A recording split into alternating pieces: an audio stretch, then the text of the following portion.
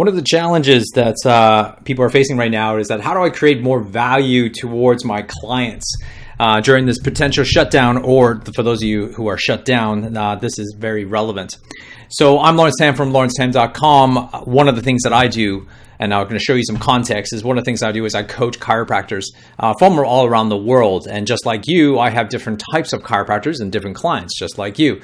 I have clients who are in the US, in Europe, and Australia. The one thing that is in common for them is that they are high performers, which means that they are striving for two things. They want more profit and they want more freedom.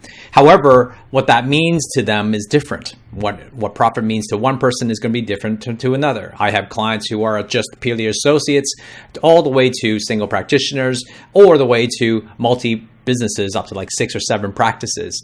So they see variety from like 100 patients to 300 patients or more. So it's a variety of different type of clients. So how I give advice isn't to just have a one-size-fit-all solution to everyone. It's about trying to figure out the frameworks and solutions that is curtailed specifically to each client. Well, that's no different in how you do things. And as a chiropractor, for you, you have different types of practice members or clients. And these patients of yours have different needs and they have different target markets. And so what the idea here is that you want to make sure that you respond to them differently. You want to respond and provide information and communication differently for each and every single person. So why does that matter? Well, I think in this time of need right now, during this period of this pandemic and where there's a potential shutdown, and for some of you, it's completely shut down, how do you respond to that? Well, I think you need to respond appropriately. And what I mean by that, you need to learn to respond accordingly to what is required and based on where they are. And so I want to show you a couple of things that I want to talk about, which is I call it the 5 stages of emotion. And I think you need to understand, especially in this high emotional state, in this volatile state, we need to really figure out exactly where they're at and how they're dealing with things right now. So I kind of look at life and I look at their situation and kind of see like where are they at the moment.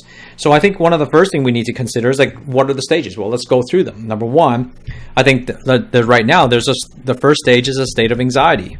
And the state of anxiety is usually in the state of where there's people panicking at the moment. And people might have moved on from there, but there's still people who are still in the state of panic.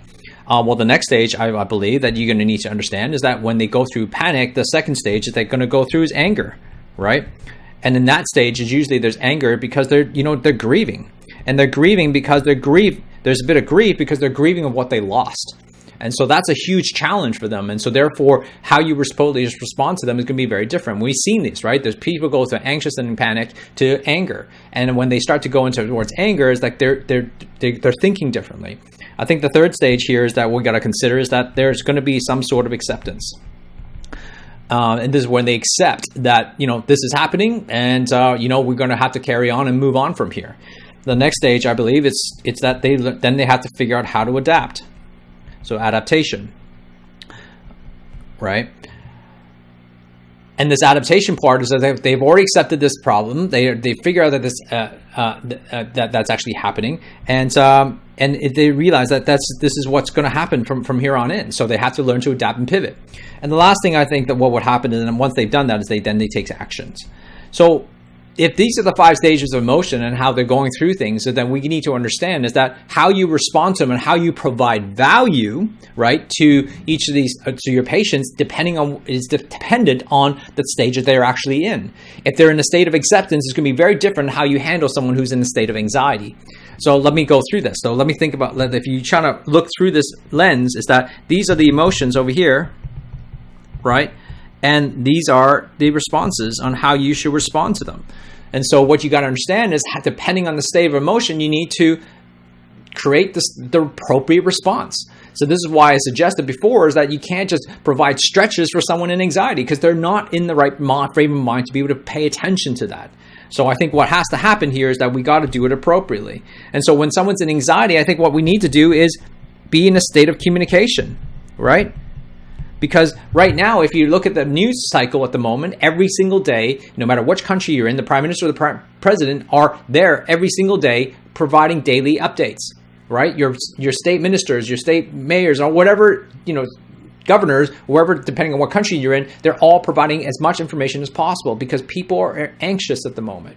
So when people are anxious, the most important thing is over-communicate. Communicate over and over again so that they are making sure that they're there so to help you go through this.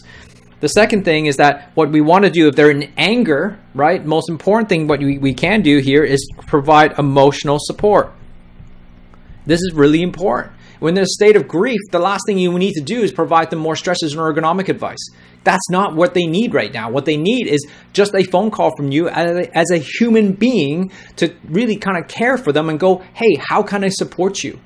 Some of my clients, for example, have actually, they had the idea to be able to create gift packages to give to their clients, right? Because they are in the state of need at the moment. That could be as a emotional support. But once they get past the anger and the grief and the anxiety, they move to acceptance. So they accept that, okay, this is the new normal. That this normal life, what we thought, because grief is grieving something that they lost what they used to have in terms of their lifestyle. But if you fully accept that, well, this is the type of life that we have to live right now. This is the new normal. So therefore, if this is the new normal and we have to learn to accept that, then they are ready to listen to some guidance, right? They're ready to listen to you to guide them in the right direction. And this is a chance for you to kind of going, well, in this new normal, this is what we can do for you. This is what we can help you with. This is where we can provide some expert advice. Before this, right? But before this is morally about just being a human being and be there for them. And so sometimes, someone asked me the question yesterday, is like, well, how can we as chiropractors, is this going to go outside of our expertise? No, you're not, because you're a human first, not a chiropractor first. You're a human first, a chiropractor second, which means that you can be a human being. There's lots of parts of you, being a father or a mother or a husband or a wife or, a son or a daughter, you are being a human being. So when you can take care of people like a human being, then all of a sudden you're able to allow yourself to be able to be supportive in what they need, not what you think you can provide. And that's obviously once you get into it, once they've accepted, then we're going to move into an adaptation phase where they actually have to figure out how to adapt to this new normal, which is all going to happen to you and everybody else, because what we thought was now going to change. We have to anticipate that. We know that that's going to have to happen. And if you think your practice is going to be exactly the same as it was, 3 weeks ago, I believe that you'll be wrong. Now, of course, you can go back to what you do, but what I think you could do, you can literally pivot right now. You can pivot and change the way you do things from here on in. And what that needs is in that adaptation is that you need direction, right? Or you can provide direction for someone to help them steer towards what is required.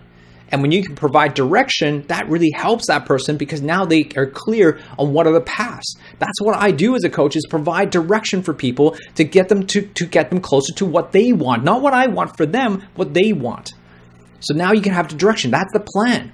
And so when you can do that, all of a sudden they move into action. And guess what? When they're in action, that's when you can provide the best thing that you can do is steer. Right? You can steer them towards the things that they need to go. So because they already have a direction now, all you need to do is guide them through that. Now, when you actually do this, if you do this properly, right? If you do this properly, if you help someone go through these natural stages of emotion, what will happen to you is that you will build trust. And that is goodwill. And that is what you need to do right now. As a chiropractor, if you're shut down at the moment, you need to ask yourself this one question: how do I continue to provide value to build goodwill, but I need to figure out how do I respond appropriately based on where they are at. If you're not shut down yet, you still have this opportunity to continue to provide value for your patients based on where they're at. That's the whole point of this particular video. I hope this is helpful to you and help you understand the importance of responding appropriately to the emotions that they're in. This is no different, by the way, at any given time. This is, no matter where you are, even if we're not in the pandemic, this is still this recommendation. We just might not be talking about emotions when we're talking about their different type of needs. So this is exactly what I provide for my clients, is to make sure just like you, we have different clients, we have different styles, different target markets, and we provide the right value. So if you want to learn how to help or implement some of the stuff, or you want some help with that, contact me. Otherwise, go to our Facebook page. We got our Facebook group go join it. Chiro Think Tank. I'm doing some live calls there just for exclusively for those people. Go to facebook.com/groups/Chiro Think Tank. Look for me there.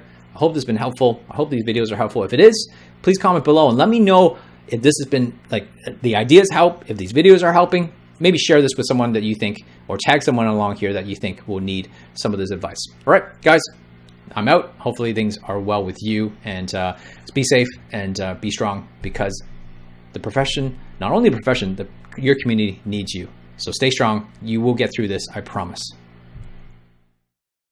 Thanks for watching this video. If you haven't already done so, that subscribe button, you should press it.